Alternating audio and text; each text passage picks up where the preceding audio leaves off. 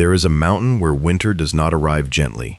It comes all at once, a wall of white dropping out of a gray sky, burying the passes, erasing the trails, silencing everything below the tree line in a single afternoon.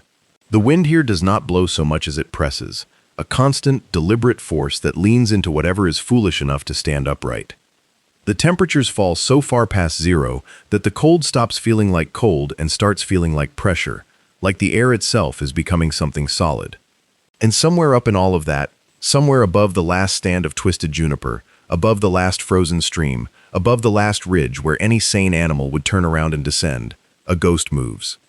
Not quickly, not recklessly, with a kind of patience that looks almost like stillness, until you realize that the stillness itself is the strategy. The snow leopard is not the largest cat in the mountains. It is not the loudest or the most aggressive. It does not broadcast its presence the way a tiger does, filling a forest with its roar, or the way a lion does, sprawled on a kopje in the open sun, as if daring anything to challenge it. The snow leopard works in silence and in angles, and it does something with terrain that no other cat on the planet has evolved to do. It uses the mountain itself as a weapon. It bends the geometry of a chase to its own advantage. It hunts in dimensions that other predators simply cannot access.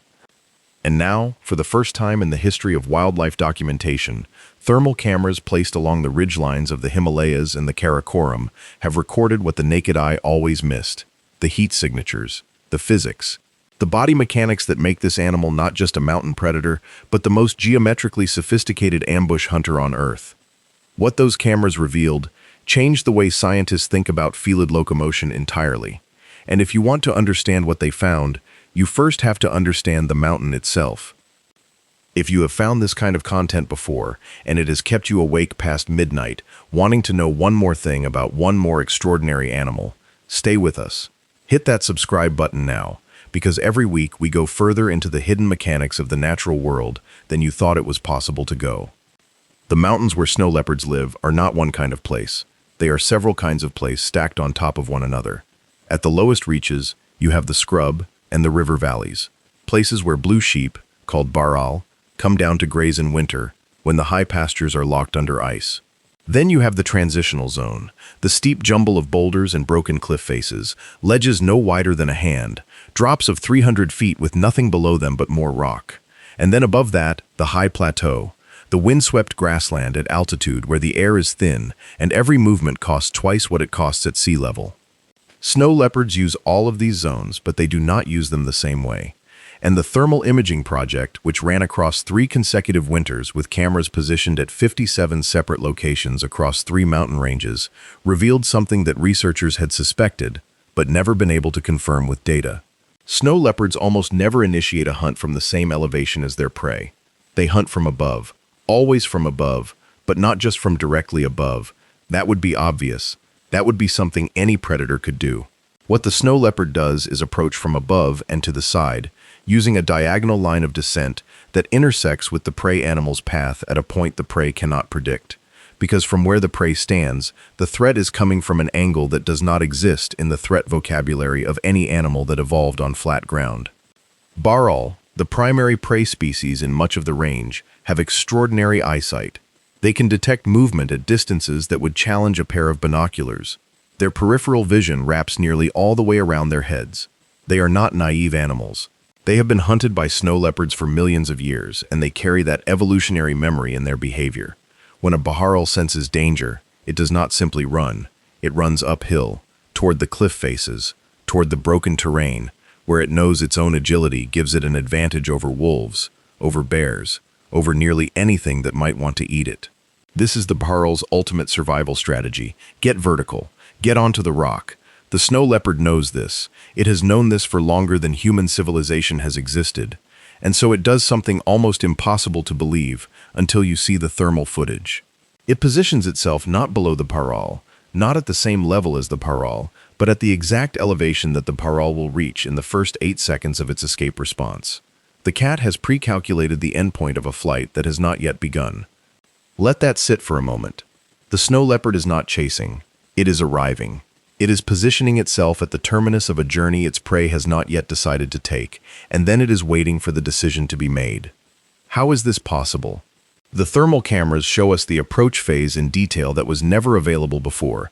In one sequence recorded in the Spiti Valley, at an elevation of just over 4,000 meters, a single adult female snow leopard is visible as a bright heat bloom moving along a ridge.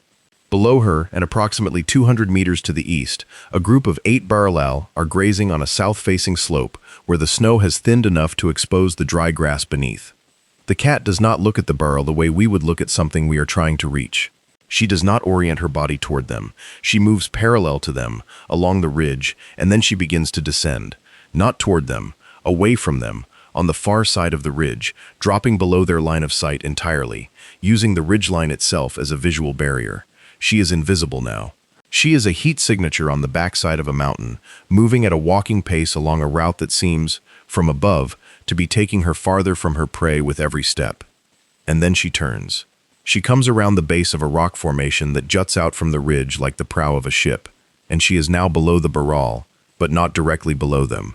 She is below them and 60 meters to the west, crouched on a ledge that overlooks the gully that separates her from the slope where they are grazing. She is completely still. The thermal image shows her body heat as a tight, contained oval, almost no movement at all. Her tail, the only part of her that betrays any sign of life, curling and uncurling slowly at the tip. For 11 minutes she does not move. And then one of the parl, a young male at the edge of the group, lifts his head. Something has bothered him. A shift in the wind, perhaps. A sound. He takes 3 steps uphill, toward the cliff face. And the cat moves. What happens in the next 4 seconds is, according to the biomechanics team that analyzed the footage, unlike anything previously recorded in felid predation, the snow leopard does not sprint straight at the barral. She launches herself off the ledge at an angle of approximately 40 degrees from vertical, crossing the gully in a single leap that covers nearly 8 meters of horizontal distance, while dropping almost 5 meters in elevation. She lands on the far wall of the gully, on a surface that appears to the human eye to be essentially vertical, and she does not stop. She does not slow down. She uses that near-vertical surface as a launch pad, pushing off it in the same instant that her paws make contact, redirecting her momentum upward and sideways simultaneously, and she hits the slope where the barrel are standing, at a point that is 6 meters to the left of where the young male has been standing and 4 meters above him. He is running uphill. She is already above him. The hunt lasts a total of 9 seconds from the moment she leaves the ledge. What the cameras captured in those 9 seconds has given scientists something extraordinary to work with. Because the angles she uses, the vectors of force, the way she manages momentum across surfaces that range from near horizontal to near vertical within a single continuous movement, none of that should be biomechanically possible for a cat of her size. A leopard of similar body mass on flat terrain requires multiple stride cycles to change direction significantly. The snow leopard changes direction, completely and explosively, in a single contact. One paw on a vertical surface, and she is moving 90 degrees differently than she was a tenth of a second before. The reason is in the skeleton, and understanding the skeleton requires going back a long way. The snow leopard is estimated to have diverged from the lineage that produced lions and tigers somewhere between 3.5 and 4 million years ago. That is a very long time to spend optimizing for one specific environment. What 4 million years of natural selection in high altitude, broken terrain has produced is a body plan that looks, at first glance, like a slightly fuzzy large cat, and reveals itself under radiographic imaging as something almost alien in its specialization. Begin with the hind legs. Snow leopards have, relative to body size, the longest hind legs of any felid species. We are not talking about a marginal difference. We are talking about a difference that is clearly visible when you compare skeletal mounts.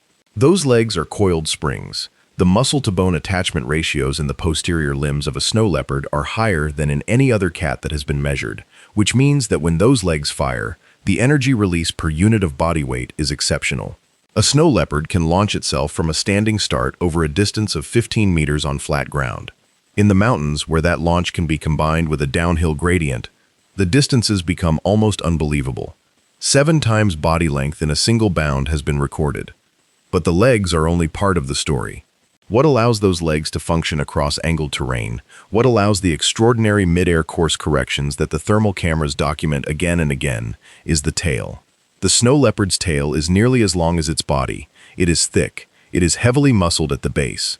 And it is not a balancing organ in the simple sense that a domestic cat's tail helps a cat balance on a fence. It is an active steering mechanism.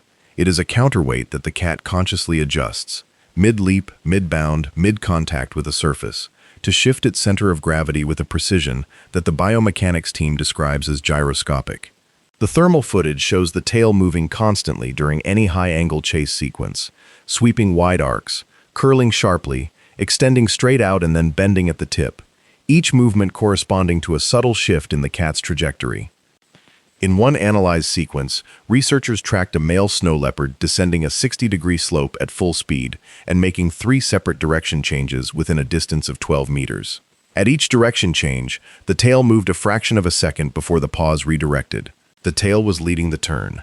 The body was following the tail. The cat was, in a very real sense, steering itself with its tail the way a helmsman steers a boat with a rudder, and the paws were the engine, firing in whatever direction the tail had already committed to. No other cat does this, not even close.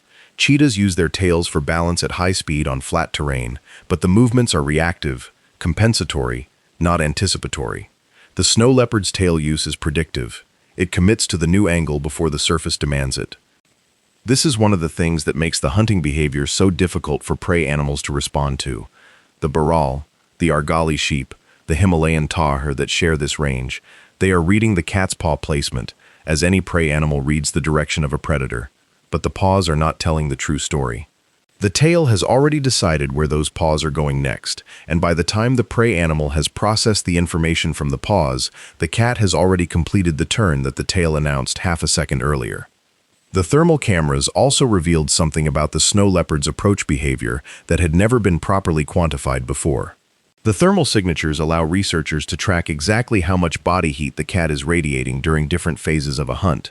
And what the data shows is that during the approach phase, the long, slow, lateral movement that can take anywhere from 20 minutes to over 3 hours, the snow leopard's heat signature is suppressed to a degree that initially confused the research team. A cat of that body mass, moving at a slow walk across terrain at temperatures of -15 to -20 degrees Celsius, should be radiating a fairly consistent thermal signature. The physics of mammalian thermoregulation would predict that. But the snow leopard's thermal output during slow approach phases is significantly lower than the models would suggest, lower than the same individual shows when it is resting. This is not a malfunction of the imaging equipment. It is something the cat is doing with its own physiology, though exactly how remains a subject of active research. One hypothesis, currently being explored by a team working in the Ladakh region, involves the snow leopard's extraordinarily dense underfur, the second thickest of any felid after the Siberian tiger's winter coat, acting as a kind of thermal regulation system that can be adjusted by the degree to which the cat flattens or raises the fur through muscular control of the skin. When the fur is compressed tight against the body, it loses insulating volume and releases less heat to the environment. The cat is effectively turning down its thermal visibility in the same way that a submarine goes quiet when it needs to avoid detection. The fur itself deserves more attention than it usually gets in discussions of snow leopard adaptation. Most accounts focus on the rosette patterning, the beautiful dark rings on pale gray cream ground that break up the cat's outline against rock and lichen. And that camouflage is certainly extraordinary. In terrain with those colors and those textures, a snow leopard lying still on a boulder becomes a boulder. The thermal cameras, when cross-referenced with visible light footage, have shown researchers exactly how many times human observers looking directly at the spot where a snow leopard was sitting failed to see the animal, even in good light, even knowing approximately where to look. The number is startling. In 22 documented trials where observers attempted to locate a stationary snow leopard at distances of under 200 meters using visible light optics, the success rate was under 30%. The thermal camera located the animal in every case within the first 10 seconds of scanning. But the camouflage function of the fur pattern is only one part of what makes that coat significant. The hairs themselves, each individual hair in the outer guard coat, are hollow. They trap air in a structure that behaves very differently from solid hair under conditions of pressure and compression. When a snow leopard crouches and flattens against a rock surface, the guard hairs compress, the air inside them shifts, and the insulation characteristics of the coat change.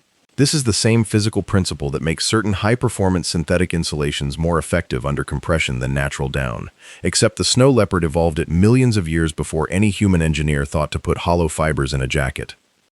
The thermal suppression during stalking approaches, the biomechanics of angular attack, the tail-led steering system, these things together explain why the snow leopard succeeds where other large predators would fail. But the thermal imaging project documented something else, something that surprised even the most experienced snow leopard researchers on the team, something that speaks to a level of environmental awareness in this animal that pushes into territory we usually reserve for discussions of higher cognition. The cameras captured, across multiple individuals and multiple seasons, evidence that snow leopards are not simply responding to terrain opportunistically. They are managing it. They are doing something to the mountain before the hunt begins. Snow leopards are well known for their scrape-marking behavior, the patches where they scrape the ground with their hind feet, depositing scent from interdigital glands, and for their spray marking, leaving urine on prominent rocks and outcroppings along their travel routes. This is universally understood as territorial communication, the mountain equivalent of a posted notice. Other snow leopards reading those marks know that this area is claimed, that another individual passed through recently, that the resources here are spoken for. But the thermal cameras, placed along known travel routes, recorded something unexpected. The scrape sites and spray sites of individual snow leopards correlate at a rate far above what random distribution would predict, with locations that have specific topographic characteristics. They are almost always positioned at the apex of a descent path toward a grazing area. They are almost always at a point where the terrain offers a concealed approach to a location where prey animals regularly feed or rest. They are, in short, positioned at the optimal initiation points for future hunts. The researchers tested this correlation by mapping every documented scrape and spray site against a topographic model that calculated, for each site, whether it represented the geometrically optimal starting point for an approach to the nearest prey habitat. The correlation was 71%. 7 out of 10 marking sites were at or within 30 meters of the ideal hunting initiation point for the terrain below. This could, in principle, be coincidental. Snow leopards travel along ridges and high traverses because that is how you move efficiently through mountain terrain, and those ridges also happen to overlook prey habitat, so of course marking sites on ridges will correlate with views over prey habitat. But the researchers accounted for this. They compared the distribution of marking sites to the distribution of all available ridge positions, not just those that happen to overlook prey habitat, and found that the cats were preferentially marking the subset of ridge positions that offered the best attack angles, not simply any ridge position they happen to cross. They are mapping their hunting terrain. They are placing markers at the launch points. Whether those markers serve a purpose in organizing future hunts, whether the cat returns to them and uses them as starting positions, or whether the correlation reflects something more indirect. A cat that marks where it feels confident, and the positions that create confidence are the positions that give tactical advantage, is not yet resolved. But the data is there, and it does not look like coincidence. What the thermal cameras also captured in extraordinary detail is the way snow leopards use the physics of cold air to their advantage during the final approach phase of a hunt. Cold air is denser than warm air. It sinks. In mountain terrain at night, this creates a consistent pattern of air drainage, cold air flowing downhill along gullies, and drainages the way water flows downhill in the thaw season. Any scent carried on that air flows in the same direction. Prey animals know this. Baral, when grazing on a slope, orient themselves so that the draining cold air is coming toward their faces. They are using the physics of the mountain atmosphere as an early warning system, letting the air deliver any predator scent to their nostrils before the predator can get close enough to be dangerous. The thermal footage shows snow leopards approaching, almost without exception, from the uphill side of their prey, from above the air drainage, not below it. This means they are approaching from the direction from which the prey is least expecting a threat, because prey animals are monitoring the air coming up toward their faces, the air draining down from above, and the cat is coming from above, but from a lateral angle, from the side of the drainage, where the air movement is complex and inconsistent, rather than the clean downslope flow that the prey animals are using as their scent channel. On multiple occasions, the thermal footage shows a snow leopard spending considerable time, up to 40 minutes in one recorded case, moving laterally across a slope to position itself at a specific horizontal angle relative to its prey before beginning its descent. It is not moving to get closer. The horizontal distance to the prey barely changes during this lateral movement. It is moving to get to the right side of the air drainage, to approach from outside the scent channel that the prey is monitoring. The interplay between the cat's trajectory, the terrain's geometry, and the physics of cold air drainage in mountain environments constitutes a hunting system of a complexity that we have simply never had the tools to document before. The thermal cameras have made visible a set of behaviors that were always happening every winter on every high range from Afghanistan to Mongolia to the Tibetan Plateau, completely hidden from human observation. There is approximately 4,080 square kilometers of suitable snow leopard habitat in the Himalayas alone. In that area, there are an estimated 250 to 350 individual snow leopards. That is an enormously sparse population, spread across an enormous area. And yet, despite the low densities and the vast territory, the Thermal Project managed to document 31 separate hunting sequences over 3 winters, enough for statistical analysis, enough to establish patterns that repeat across different individuals in different locations and different years. What is consistent across nearly all of those sequences is the angle of attack. Measured from vertical, the initial attack trajectory of a snow leopard, the angle of the body at the moment the animal commits from stalk to charge, ranges from 40 to 65 degrees from horizontal in the recorded sequences. The midpoint, the angle that appears most often, is 52 degrees from horizontal. 52 degrees from horizontal is a very specific angle. It is steeper than the angle at which most large predators can maintain traction on natural surfaces.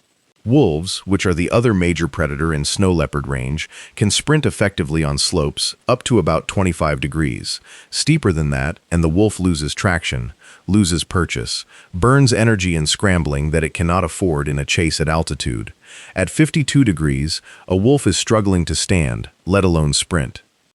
The snow leopard is launching an attack at 52 degrees from horizontal, because that is the angle at which the prey animal cannot effectively flee uphill to escape, because the terrain is too steep even for the agile baral to maintain its full escape speed, and because the cat's paw morphology and leg mechanics allow it to operate at that angle as effectively as a wolf operates on flat ground.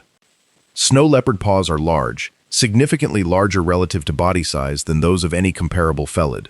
The forepaws in particular, those are the first contact point in the attack trajectory. When they hit the surface and bear the full deceleration load of a leap, are wide and heavily padded, with semi-retractable claws that can spread to create a contact patch that distributes impact force over a much larger surface area than you would expect from an animal that size. The pad skin itself has a texture that researchers have compared, in friction coefficient studies, to a specialized climbing shoe. It is not smooth. It has a microstructure of ridges and channels that increases grip on cold rock surfaces compared to the equivalent mammalian pad tissue from lower altitude species. The wrist joint in snow leopards is also unusual. It has a range of flexion that exceeds that of other large cats by a measurable margin, and that extra flexion matters enormously on angled surfaces. When a paw lands on a slope, the degree to which the wrist can flex determines how much of the pad surface makes contact with the slope. A flat wrist on a steep slope means only the front edge of the pad contacts the surface. A highly flexible wrist allows the entire pad to conform to the slope angle, multiplying the friction surface, multiplying the grip. The snow leopard's wrist can conform to surfaces angled up to 70 degrees from horizontal and still maintain full pad contact. No other cat tested can manage more than 45. This is one of the reasons the mid-chase course corrections captured by the thermal cameras are possible. Every time those paws contact a surface during a chase, they are getting full grip regardless of that surface's angle. The cat is not slipping, is not scrambling, is not losing energy to unsuccessful traction. Every contact is a clean push, a clean redirect, and the tail has already decided where that push is going. There is a particular sequence in the thermal footage that the research team refers to informally as the impossible descent, and watching the annotated version of it, with the trajectory lines and angle measurements overlaid on the thermal imagery, it is not difficult to understand why they chose that name. A large male, identified by his distinctive thermal signature and the specific heat distribution across his ruff, is pursuing a baral across a cliff face. Not toward a cliff face, across one. The cliff is not precisely vertical. It angles back slightly, perhaps 10 degrees from vertical, which is to say, it is 80 degrees from horizontal. It is, to any reasonable assessment, a wall. The baral has reached it because baral can move on near vertical rock faces using the sharp edges of their hooves and their extraordinary sense of where their center of gravity is in relation to the available holds. They are extraordinary rock climbers, and they go to these cliff faces specifically to escape predators who cannot follow. The male snow leopard follows. The thermal footage shows him traversing the cliff face at a diagonal, moving downward and to the right across a surface that is 80 degrees from horizontal. He is not scrambling. His body moves with the same fluid, controlled quality that it shows on flat ground. His tail sweeps wide arcs, constantly adjusting. His paws contact the rock in a deliberate rhythm, not the rapid, anxious scrabbling that an animal struggling for purchase would show. He is traveling at a speed that the tracking software estimates at approximately 12 kilometers per hour, across a surface that is essentially a wall. The bharl reaches a ledge. It looks back. The cat is 20 meters behind it and closing, on the wall, coming diagonally, and coming from an angle that puts the cat between the bharl and the only escape route along the ledge. The bharl hesitates. That hesitation is fatal. The cat reaches the ledge and the pursuit ends there. The biomechanics team spent 3 months analyzing the cliff traverse footage. What they found is that the snow leopard is managing momentum across the near vertical surface using the same angular attack principle that characterizes its approach strategy from above. It is not trying to go straight across the cliff, which would require constant lateral force against gravity with no angle of descent to contribute kinetic energy. It is traversing downward at a diagonal, using gravity as a constant energy input, allowing it to maintain speed without having to generate all of its momentum from muscle force alone. The diagonal line across the cliff converts gravitational potential energy into horizontal movement. The cat is, in essence, falling sideways in a controlled way, and its paws are simply managing that fall, redirecting it, keeping it on a productive trajectory. This is, the biomechanics team notes, a strategy that human rock climbers and mountaineers discover through training and experience and considerable intellectual effort. The snow leopard does it instinctively, at 12 kilometers per hour, across an 80-degree surface, in pursuit of a fleeing animal. The thermal project also documented the post-hunt behavior of snow leopards in a level of detail that has significantly expanded our understanding of how these animals manage their kills in such extreme conditions. After a successful hunt, the thermal signature of the prey animal dissipates rapidly. In temperatures of -20 Celsius, a carcass loses body heat quickly. The snow leopard, which typically needs 2 to 3 days to consume a large prey animal, like an adult bharl, faces a specific challenge. A frozen carcass is difficult to feed from. The meat becomes hard, the fat solidifies, and accessing the internal organs, which are the most nutritionally dense and are prioritized by large felids everywhere, becomes physically difficult. The thermal cameras showed snow leopards addressing this with a behavior that has been noted anecdotally by field researchers, but never systematically documented. After an initial feeding session in which the cat consumes the most accessible tissues, it covers the remaining carcass. Not with cached vegetation the way some other predators do, but by positioning its own body over the carcass, using its own body heat and that extraordinary insulating coat to slow the rate of heat loss from the meat, essentially using itself as a living blanket to delay freezing. A large snow leopard lying over a carcass in those temperatures is creating a microenvironment under its body where the temperature may be 25 to 30 degrees warmer than the ambient air. This slows the freezing process significantly and keeps the meat accessible for longer. The cat may spend hours in this position between feeding bouts, and the thermal cameras, which show the cat as a bright bloom and the carcass heat as a dimmer signature underneath it, document this behavior clearly. It is a simple behavior when described, and yet it is a solution to a problem that requires an understanding of cause and effect, an understanding that warmth delays freezing, that the body produces warmth, that the warmth from the body can be directed downward by lying over something. Whether we call this cognition or evolved instinct is partly a semantic question, but the behavior is there, documented, repeated across multiple individuals. The snowfields above the permanent snow line are not places where many animals spend significant time. The metabolic cost of movement in deep snow is prohibitive. Every step requires lifting the leg high and plunging it down through an unpredictable surface, burning energy at rates that would exhaust most mammals within minutes. Snow leopards move through deep snow with a gait that the Thermal Project's motion analysis software classifies as genuinely unusual. They use a bounding stride in which both forepaws land simultaneously, followed immediately by both hindpaws landing ahead of the forepaw prints, creating a movement pattern that the software initially struggled to classify because it did not match any of the standard locomotion templates in the database. This bounding gait, when analyzed for energy cost, turns out to be more efficient than walking in snow above a certain depth, roughly 30 centimeters. Below 30 centimeters, walking is more efficient. Above it, the bound wins.